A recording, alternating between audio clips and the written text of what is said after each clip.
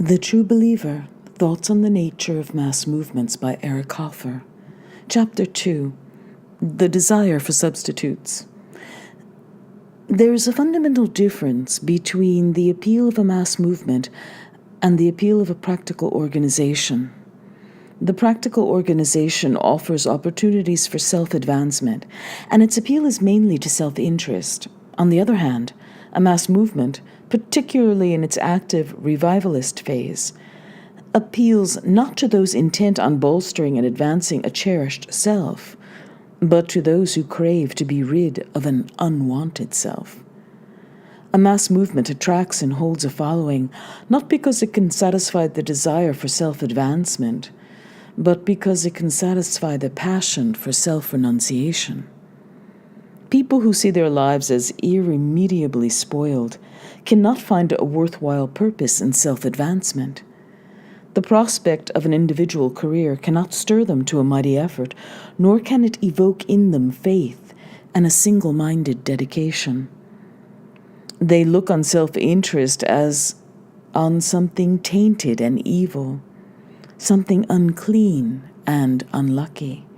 Anything undertaken under the auspices of the self seems to them foredoomed. Nothing that has its roots and reasons in the self can be good and noble. Their innermost craving is for a new life, a rebirth, or, failing this, a chance to acquire new elements of pride, confidence, hope, a sense of purpose and worth by an identification with a holy cause. An active mass movement offers them opportunities for both. If they join the movement as full converts, they are reborn to a new life in its close-knit collective body, or, if attracted as sympathizers, they find elements of pride, confidence, and purpose by identifying themselves with the efforts, achievements, and prospects of the movement. To the frustrated, a mass movement offers substitutes either for the whole self or for the elements which make life bearable and which they cannot evoke out of their own individual resources. It is true that among the early adherents of a mass movement, there are also adventurers who join in the hope that the movement will give a spin to their wheel of fortune and whirl them to fame and power. On the other hand, a degree of selfless dedication is sometimes displayed by those who join corporations, orthodox political parties, and other practical organizations. Still, the fact remains that a practical concern cannot endure unless it can appeal to and satisfy self-interest, while the vigor and growth of a rising mass movement depends on its capacity to evoke and satisfy the passion for self-renunciation. When a mass movement begins to attract people who are interested in their individual careers, it is a sign that it has passed its vigorous stage, that it is no longer engaged in molding a new world, but in possessing and preserving the present. It ceases then to be a movement and becomes an enterprise. According to Hitler, the more posts and offices a movement has to hand out, the more inferior stuff it will attract. And in the end, these political hangers-on overwhelm a successful party in such number that the honest fighter of former days no longer recognizes the old movement. When this happens, the mission of such a movement is done for. The nature of the complete substitute offered by conversion is discussed in the chapters on self-sacrifice and united action in Part 3. Here, we shall deal with the partial substitutes. Section 8. Faith in a holy cause is to a considerable extent a substitute for the lost faith in ourselves. 9.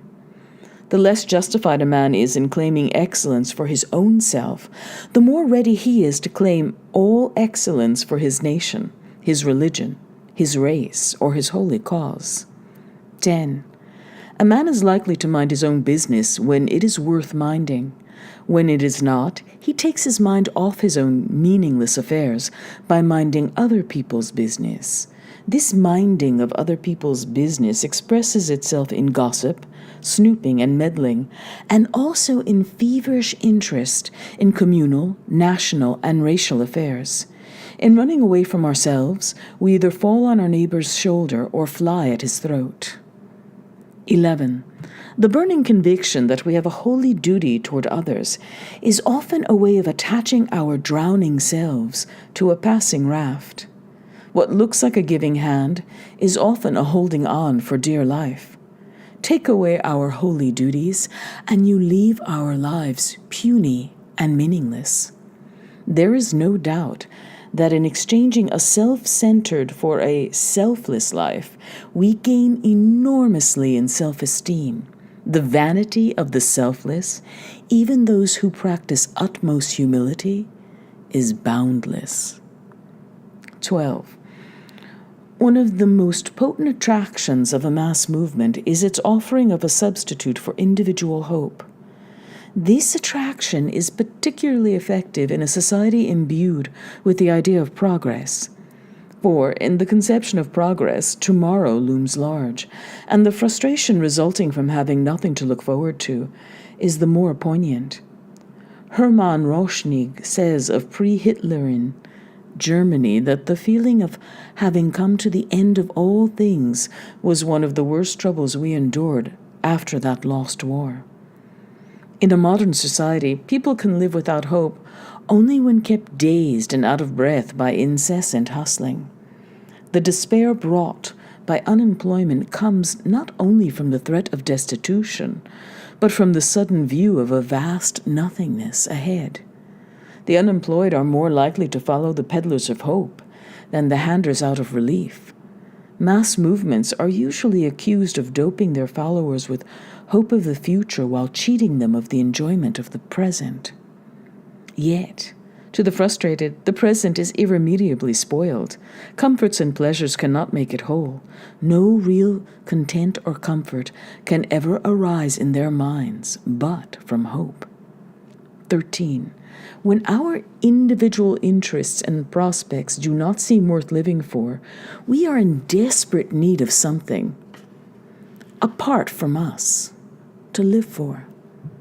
All forms of dedication, devotion, loyalty, and self-surrender are in essence a desperate clinging to something which might give worth and meaning to our futile, spoiled lives. Hence, the embracing of a substitute will necessarily be passionate and extreme. We can have qualified confidence in ourselves, but the faith we have in our nation, religion, race, or holy cause has to be extravagant and uncompromising. A substitute embraced in moderation cannot supplant and efface the self we want to forget. We cannot be sure that we have something worth living for unless we are ready to die for it. This readiness to die is evidence to ourselves and others that what we had to take as a substitute for an irrevocably missed or spoiled first choice is indeed the best there ever was. Chapter 3. The Interchangeability of Mass Movements. 14.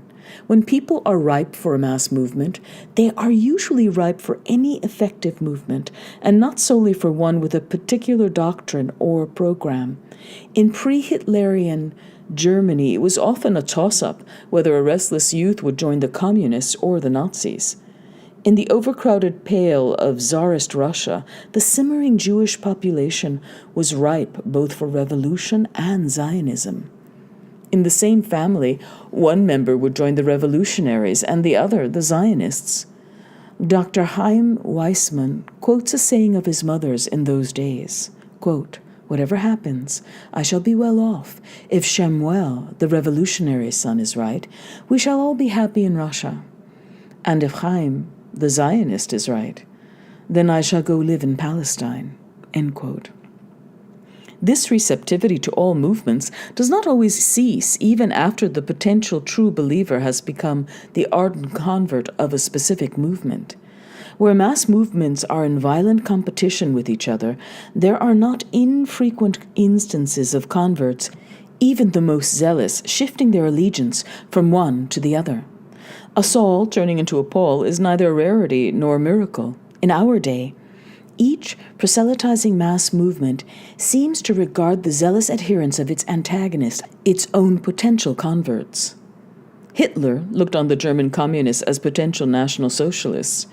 The petit bourgeois social democrat and the trade union boss will never make a National Socialist, but the communist always will. Captain Rome boasted that he could turn the reddest communist into a glowing nationalist in 4 weeks. On the other hand, Karl Radek looked on the Nazi brown shirts, SA, as a reserve for future communist recruits. Since all mass movements draw their adherents from the same types of humanity and appeal to the same types of mind, it follows A, all mass movements are competitive, and the gain of one in adherence is the loss of all the others. B, all mass movements are interchangeable. One mass movement readily transforms itself into another. A religious movement may develop into a social revolution or a nationalist movement, a social revolution into militant nationalism, or a religious movement, a nationalist movement into a social revolution, or a religious movement. It is rare for a mass movement to be wholly of one character. Usually it displays some facets of other types of movement, and sometimes it is 2 or 3 movements in one. The exodus of the Hebrews from Egypt was a slave revolt, a religious movement, and a nationalist movement. The militant nationalism of the Japanese is essentially religious. The French Revolution was a new religion. It had its dogma, the sacred principles of the revolution, liberté, assenté, égalité. It had its form of worship, an adaptation of Catholic ceremonial, which was celebrated and elaborated in connection with civic fates. It had its saints, the heroes and martyrs of liberty. At the same time, the French Revolution was also a nationalist movement. The Legislative Assembly decreed in 1792 that altars should be raised everywhere, bearing the inscription, "The citizen is born, lives, and dies for la patrie."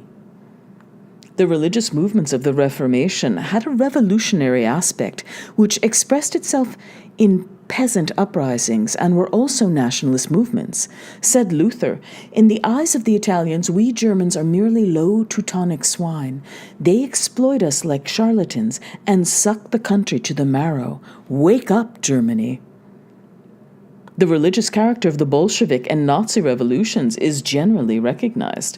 The hammer and sickle and the swastika are in a class with the cross. The ceremonial of their parades is as the ceremonial of a religious procession. They have articles of faith, saints, martyrs, and holy sepulchres. The Bolshevik and Nazi revolutions are also full-blown nationalist movements. The Nazi revolution had been so from the beginning, while the nationalism of the Bolsheviks was a late development. Zionism is a nationalist movement and a social revolution. Irish nationalism has a deep religious tinge. The present mass movements in Asia are both nationalist and revolutionary. 16. The problem of stopping a mass movement is often a matter of substituting one movement for another. A social revolution can be stopped by promoting a religious or nationalist movement. Thus, in countries where Catholicism has recaptured its mass movement spirit, it counteracts the spread of communism. In Japan, it was nationalism that canalized all movements of social protest. In our South, the movement of racial solidarity acts as a preventative of social upheaval. A similar situation may be observed among the French in Canada and the Boers in South Africa. This method of stopping one movement by substituting another for it is not always without danger, and it does not usually come cheap. It is well for those who hug the present and want to preserve it as it is not to play with mass movements, for it always fares ill with the present when a genuine mass movement is on the march. In pre-war Italy and Germany, practical businessmen acted in an entirely logical manner when they encouraged a fascist and a Nazi movement in order to stop communism. But in doing so, these practical and logical people promoted their own liquidation. There are other safer substitutes for a mass movement. In general, any arrangement which either discourages atomistic individualism or facilitates self-forgetting or offers chances for action and new beginnings tends to counteract the rise and spread of mass movements. These subjects are dealt with in later chapters. Here we shall touch upon one curious substitute for mass movements, namely migration. 17. Emigration offers some of the things the frustrated hope to find when they join a mass movement, namely change and a chance for a new beginning. The same types who swell the ranks of a rising movement are also likely to avail themselves of a chance to emigrate. Thus, migration can serve as a substitute for a mass movement. It is plausible, for instance, that had the United States and the British Empire welcomed mass migration from Europe after the First World War, there might have been neither a fascist nor a Nazi revolution. In this country, free and easy migration over a vast continent contributed to our social stability. However, because of the quality of their human material, mass migrations are fertile ground for the rise of genuine mass movements. It is sometimes difficult to tell where a mass migration ends and a mass movement begins, and which came first. The migration of the Hebrews from Egypt developed into a religious and nationalist movement. The migrations of the barbarians in the declining days of the Roman Empire were more than mere shifts of population. The indications are that the barbarians were relatively few in number, but once they invaded a country, they were joined by the oppressed and dissatisfied in all walks of life. It was a social revolution started and masked by a superficial foreign conquest. Every mass movement is in a sense a migration, a movement toward a promised land, and when feasible and expedient, an actual migration takes place. This happened in the case of the Puritans, Anabaptists, Mormons, Doukhobors, and Zionists. Migration, in the mass, strengthens the spirit and unity of a movement, and whether in the form of foreign conquest, crusade, pilgrimage, or settlement of a new land, it is practiced by the most active mass movements.